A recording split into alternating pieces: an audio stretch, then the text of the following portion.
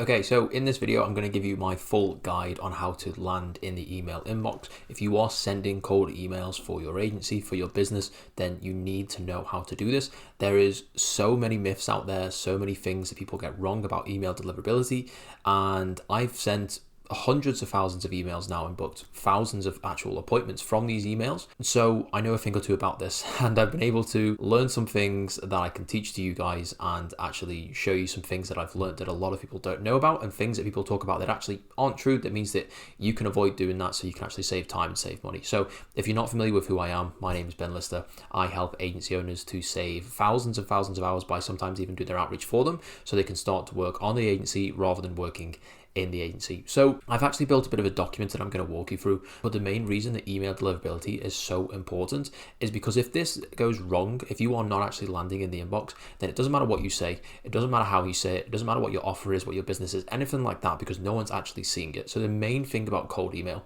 is just to get someone to actually see what you are saying, and the rest of it, obviously you can work on your copy and stuff like that, but if you have more people looking at it, it doesn't really matter if your stuff is bad. The chance that you are going to get an appointment is so much higher, and the result that you're going to get from your cold email is exponentially higher. So if you solve this problem, if you land in the inbox, then this is the main issue, and you're always going to book appointments if you can land in the inbox. So what I'm going to do now is walk through the document that I have and show you how this thing works. So this document here has 20 different points on how to actually land in the inbox. There's not really any numerical or chronological order or anything like that, because it's just separate points. It's not really like this is a step-by-step guide. You just need to make sure you do all of these. And to be honest with you, if you don't even do every single one of these and you do 75% or 80% of them, you're probably going to get away with having quite good deliverability and landing in the inbox, a vast majority of the time. So like I said, there's many myths about landing in the inbox. I've sent, hundreds of thousands of emails and booked quite a lot of appointments from cold email. And so these are the best tips and the best information that I have. So first of all, the amount of actual emails. I recommend 5 per day per account. Definitely don't do more than 10 new emails per account. If you go above 3 follow-ups, then you're going to start to really increase the amount of emails that you're sending per account per day. So don't go above 3 follow-ups without a response. If someone responds, obviously at that point, then you're going to stop doing the initial follow-ups. So it means that on a daily basis, each account will send a maximum of 20 new emails. So this is new emails and follow-ups, so 20 emails total for that day. And so this is the amount that I would recommend. Don't really go more than that. And so if you want to send more emails than that, then you need more domains. So you need to buy multiple domains and don't use more than 4 email accounts per domain. So if you are sending too many emails on one domain, so if you have, your main email or your main domain, which definitely you should not be sending emails on your main one, you should always buy a separate one to send a cold email on, because it'll probably end up going to the spam eventually. You should only have about 4 or 5 accounts on that, which I've explained in here. And the reason for this together is because if you send too many emails on one domain, then that domain is eventually going to go to spam, and all of the emails will start to go to spam in that account. So if you have, 4 accounts, for example, 3 of them are sending lots of emails and 1 isn't. If the 3 of those that are sending go into spam, the first one that isn't sending many emails will still also go into spam as well, because the domain has actually been flagged and blacklisted or something like that. And if you want to send 100 emails per day, which is a good amount, you're going to need 5 domains with 4 accounts all sending 5 per day. So that's 20 accounts across 5 domains for each new 100 emails. And this is what I recommend. And then for the account setup, you want to give every account a real name. It doesn't want to be your business name. It doesn't want to be something that has nothing to do with the person. It needs to be a real person, right? And so when you're creating these accounts, it needs to be a real name at the front of the email accounts, and it also needs to have a profile picture of the person. And when you go into like Google Workspace, for example, or Outlook or whatever you use, there is an option to put the person's name in. And so sometimes when you receive an email, well, often when you receive an email, it just says the person's name and then the email account next to it, the email address. So you need to make sure that that's in there. And what I like to do is I make variations of my name, so I can change Ben to Benjamin. I can use different pictures for each account, things like that. And so if Google or whoever else, for whatever reason, is flagging the name, for example, if you're using the same name and you're sending 100 emails on the same name across all these different accounts, that can be suspicious. Maybe it can get flagged. If it's the same profile picture, it can definitely get flagged, because the profile pictures can be scanned, and they know, if there's all these emails using the same profile picture, it's kind of suspect if they're all started to send a load of emails. So I would definitely change the profile picture and the names.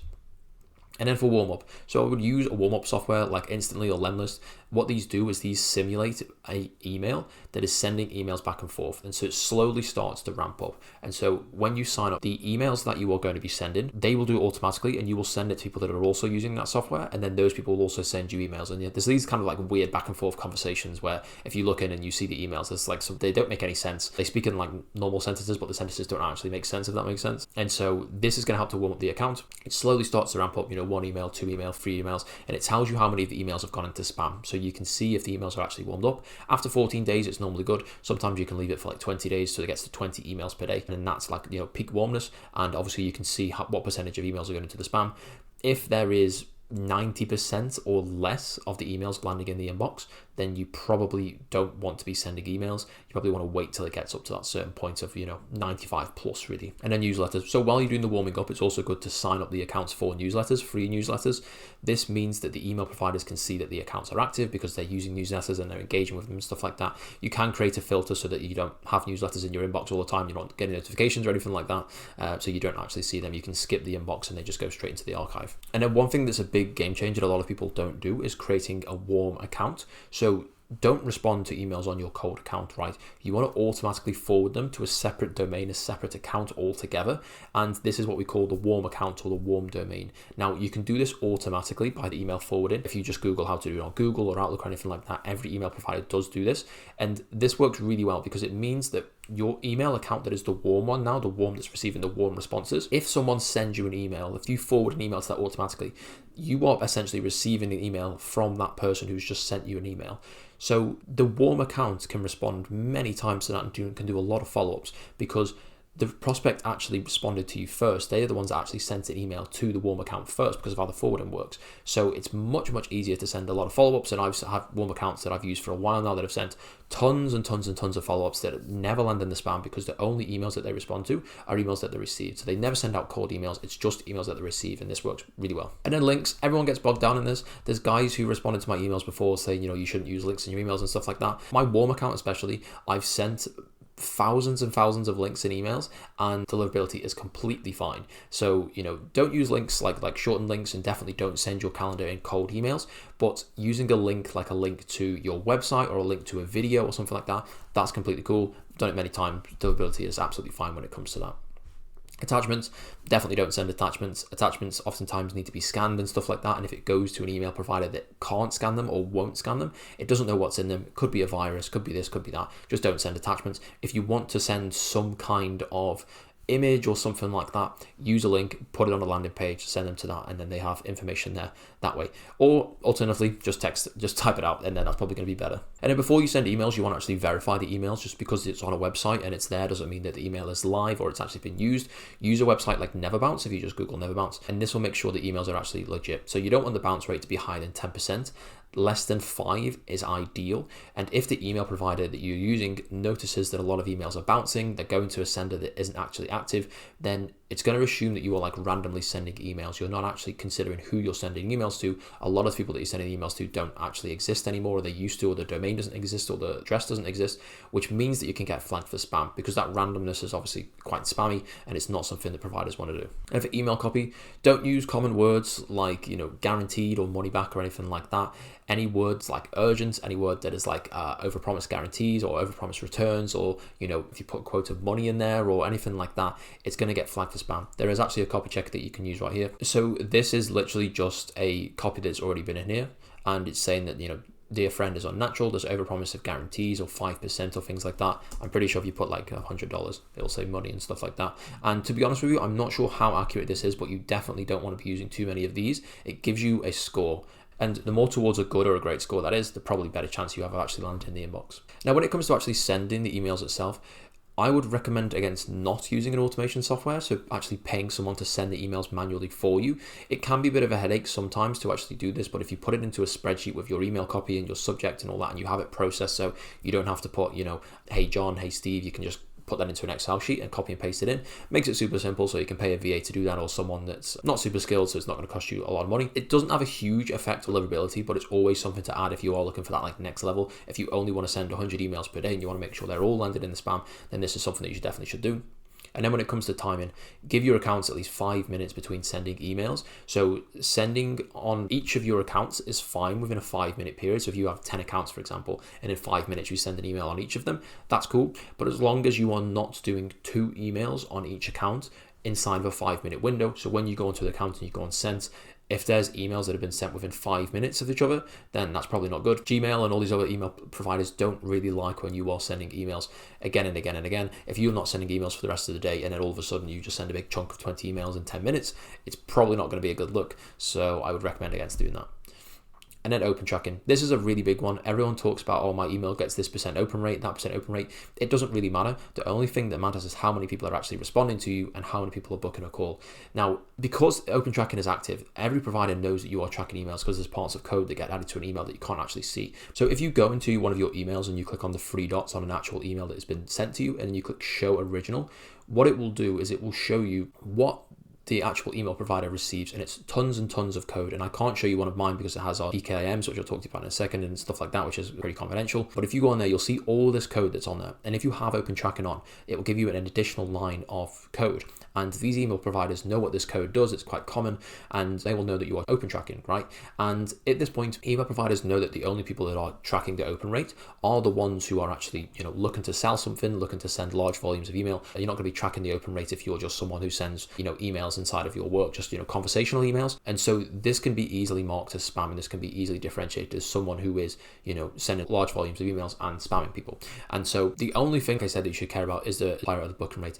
If the open rate is very, very good, but the booking rate is bad, it doesn't really matter. All that you know is the booking rate is bad. All of the metrics can be sort of in different orders, but as long as the booking rate is good, if, for example, everyone that responds to your email is a positive response, but you're only getting, 2 responses a day, and those 2 responses are actually booking a call, then you're booking 2 calls a day, right? It's not really the worst thing in the world. It's actually pretty good at that point. And so the open rate does not really matter. If 2% of your people open the email and 2% of people are booking a call, at the end of the day, that's a working system. 2% appointment booking rate is quite good.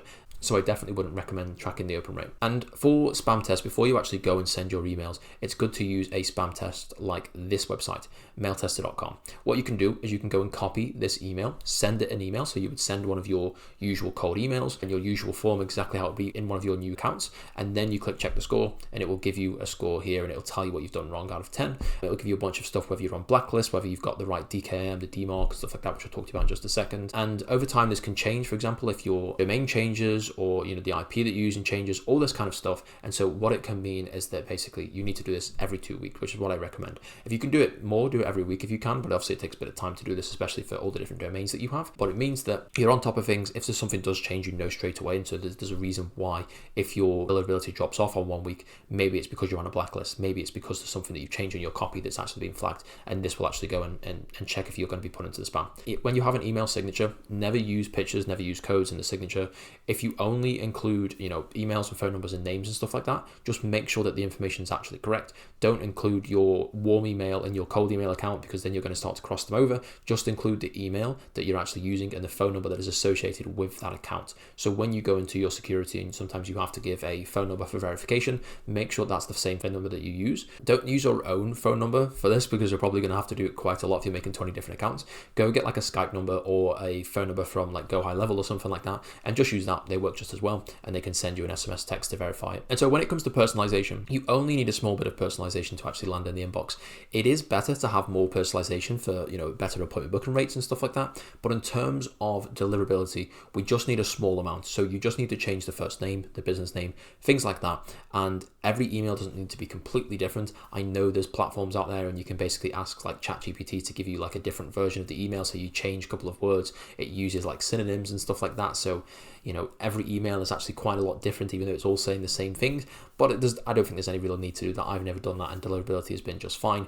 So you can get away with just doing, different first name, different business name, and then the DKIM, the DMARC, and the SPF. So these can be kind of confusing. Oftentimes, if you are running with Google Workspace or Outlook or something like that and you buy a new domain, two of these can be set up. So the DKIM and the SPF can already be set up. But the way that this works is you need to set these all up before actually going and sending emails. When you buy the domain, like I said, a couple of them can be done. The DMARC needs to be done at least 24 hours after the email has been set up. I don't really know too much about this, to be honest. I'm not like into like the fine details of like how this works, but the DKIM basically verifies that you're the owner of the domain that sent the email. So sometimes there can be an email that you receive that has been sent by someone else that is actually not associated with the domain. I don't fully understand how it works, but when you click on the show original on your email, it will tell you if the DKIM has been passed or not. It will tell you if all of these have been passed. And so if it is, then it's been verified. If it hasn't, then it means that it could be someone else that is sending this. Chances are it's not, but obviously you want to make sure that you're doing that extra verification step so that Google, whoever else, knows that is actually the person who is in charge of the domain that is sending this email. And then DMARC, so this rejects unverified emails. So the email provider that you're using will actually see you as favorable and working against spam. So basically you are rejecting emails that have not been verified and different things like that. So if someone is sending you emails that have been, not verified by DMARC, then you're not going to be getting that in your inbox. You're not going to be associating with that. You're not going to be clicking on it and stuff. And so the Google Workspace or whoever else is doing your emails will see you as favorable and being against spam. And then the SPF actually protects you against domain spoofing. So this thing that I talked about where, someone can actually send an email from your domain that isn't actually them. If you have this in place, it's actually harder for them to do, right? So your emails are more likely to be legit, basically. And then every time that I interact with one of my email accounts, whether this is logging in, sending emails, just checking the inbox, anything like that, I'm always on an incognito tab, right? This means that Chrome won't actually store the data associated with the account. So, you don't save the password in there. There's no data crossover for like 20 different accounts. I think it's related to like the cache and stuff like that. Obviously, again, I don't know like the fine details of it, but I just know that if you are logging in on your normal window and loads of different accounts, first of all, it's a headache. And second of all, the browser is actually storing all of this data. So it's going to start to associate those accounts together. And then as well, you also want to make sure that the IP address that you are using and sending emails on, if you're doing it manually, which you probably should be, it needs to have no spam level. So there's a link here for a website called Telos, and you can actually go ahead and input your IP in here and it will tell you whether the spam level is high or not. And so you want to be a non-spam level and no spam level, and that means you can use that IP address and there's not tons and tons of people sending emails on that address and raising the spam level. And so you can eventually exhaust this IP so that you need to check this quite regularly to see if it is on the spam level, but eventually that can be going to like a low risk or a medium risk. And at that point, then when you're sending emails on this IP, Google or your email provider will actually start to know that a lot of spam has been sent on this IP, so maybe it shouldn't go into the inbox. So you can expect to book a whole lot more appointments if you follow this system, and you'll have a lot of success with your cold email. So if you are looking for more clients or someone to actually do this system for you and run it for you, go ahead and click the first link in the description. We're not going to ask for your email or your phone number to see how this thing works. You can literally just sign up for a call and watch the video and understand what we do. But obviously you don't actually have to click it. No problem at all if not. But if you did enjoy the video, go ahead and click the like button. Obviously comment below if you want me to cover anything specific, and you can always subscribe if you want to see more. Appreciate you watching this one to the end. Cheers.